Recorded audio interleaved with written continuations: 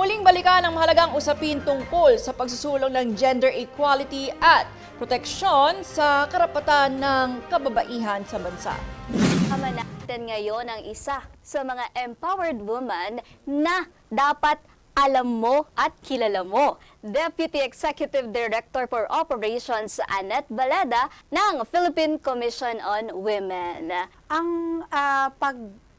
pagkikilala sa mga kontribusyon ng mga kababaihan ay isang napakahalagang elemento kasi women they make up more than half of the population, no, in the world and in the Philippines. So ang mga kababaihan dapat makilala na sila ay may kakayanan to help in the development of yung ating bansa, ang Pilipinas.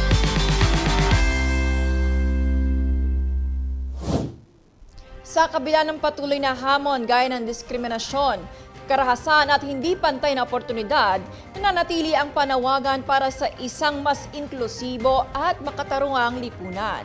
Sa Alam Mo Dapat episode ngayong Biyernes, mas malalim na tinalakay ni Joanna Luna at Annette Baleda ng Philippine Commission on Women ang kanilang mga programa at mga patuloy na laban para sa karapatan ng kababaihan.